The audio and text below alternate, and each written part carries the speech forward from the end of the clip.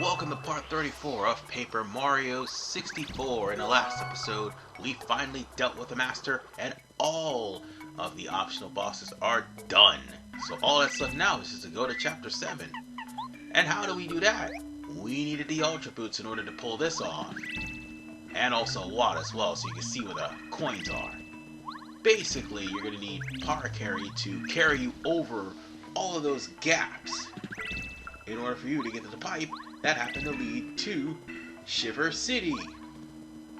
And as I said before the part went off, this is literally one of the funniest moments in the game. And after that moment, well, it is a long trek all the way over to the Crystal Palace. And the Crystal Palace in of itself is pretty long too. So on that note, we just need to go down the pipe. And everything is frozen today. That's hilarious considering that Shiver City is right in that pipe right there. But do you want to know what else is here? A super block. And with this super block, we can now give... You know what? We're just going to give this to Gumbario. The other two will get the last ones. I'm not sure if Mega Shock is going to be any good, but needless to say, giving Goombario something might be, well, better, because by the end of the game, they're all going to be super ranked anyway. And I brought Koops along for one reason and one reason only. Fire Shell. That's why. And with that said, ladies and gentlemen, the start of Chapter 7 begins. A Star Spirit on Ice. Which brings us to Shiver City. It seems fun at first. We can go to Starburnt Valley, right? Wrong. The guard's not going to let you through unless you get the mayor's permission. Also, there's a special thing about the Toad House that's in this area. You see, unlike with the other Toad houses, oh god, and I really need some money too. Unlike with the other Toad houses, that particular Toad house, if you manage to sleep over there, they will leave you a frozen potato. You can actually make some good recipes with that. And by the way, somebody I haven't seen in a while, quiz! That's right, it's Chuck Quizmo with another easy quiz for a star piece. And I haven't been seeing him as of late, really. 10 easy star pieces could be easily yours if you just remember all the questions. So, all we need to do is find him whenever he shows up. Will I be able to find him? Not necessarily, because his spots are randomized. But we will have to come here. And this is the mayor's room. Unfortunately for the mayor, he's out of commission. Yep. And the mayor has a message called, well, it has a memo with Herringway's name on it. Unfortunately, the wife, she literally takes things a bit too melodramatic because the mayor, unfortunately, has been murdered. Oh yeah. There's a reason why this is the funniest moment in the game. And it is because the wife is hysterically freaking out over the fact that her husband is pretty much down for the count. Meanwhile, it's gonna get even more obnoxious in about a few seconds. Now, while people may hate this one, I find this one generally hilarious. Now, there's some people who actually do like it, and there's some people who can't stand this part of the game. Primarily because you're in suspicion of murder even though you just walked in the room and the guy already was unconscious by the time you got there anyway. And she's making up a lie as she goes along. Oh my god, this is bullshit. But this is what makes it so freaking hilarious. Is that, here's the thing. You're trying to get permission from the mayor to get out of Shiver City, and you can't do that because he's dead. And she's talking about, I saw him do it. I saw him do it. Man, I am so tempted to put the Uncle Ruckus clip in here, but I don't want to get caught with copyright. So with that said,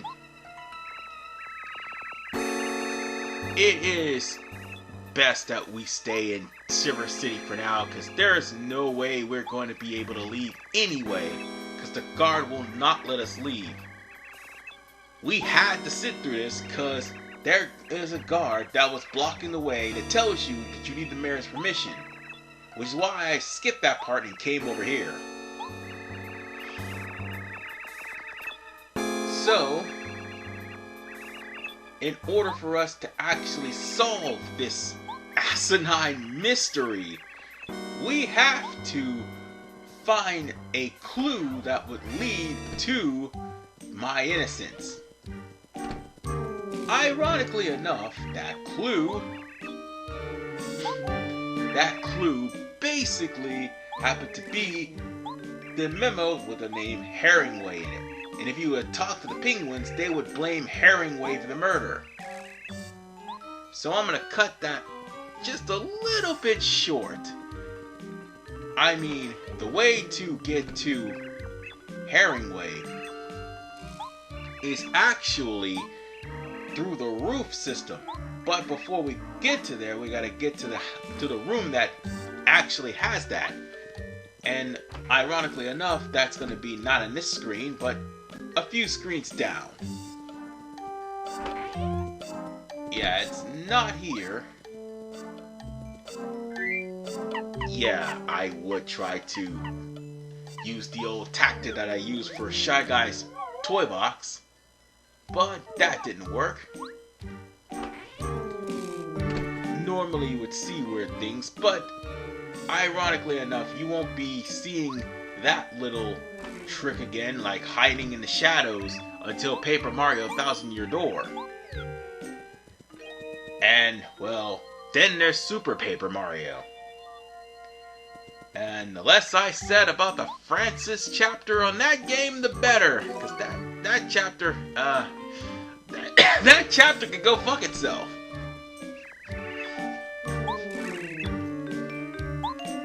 Alrighty then.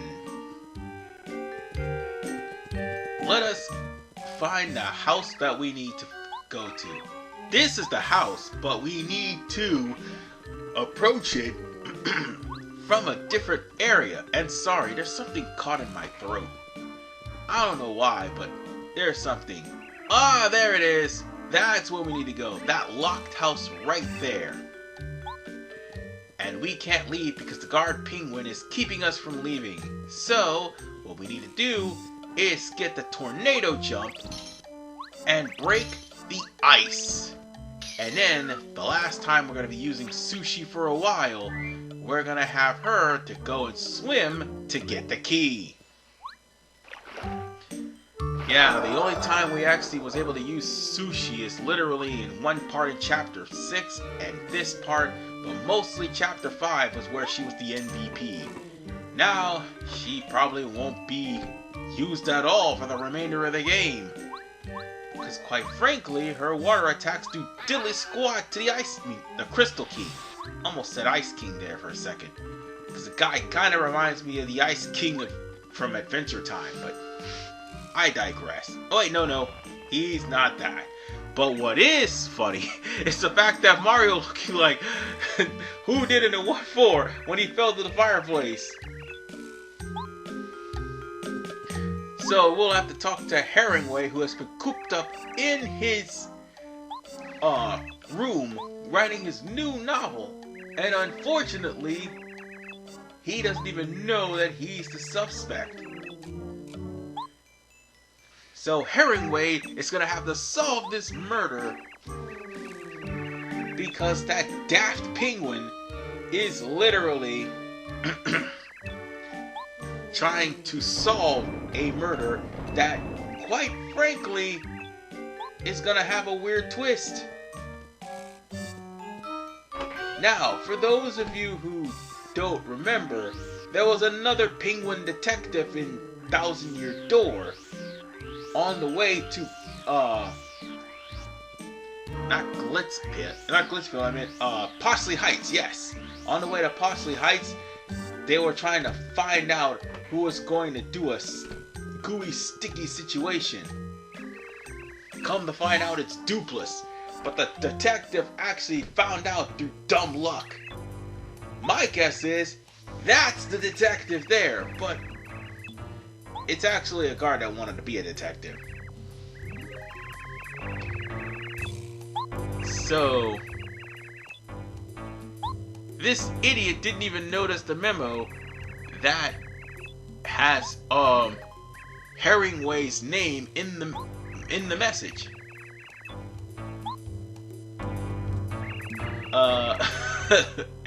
He doesn't even understand the whole situation, and yet he's quick to accuse people because the wife said it was him.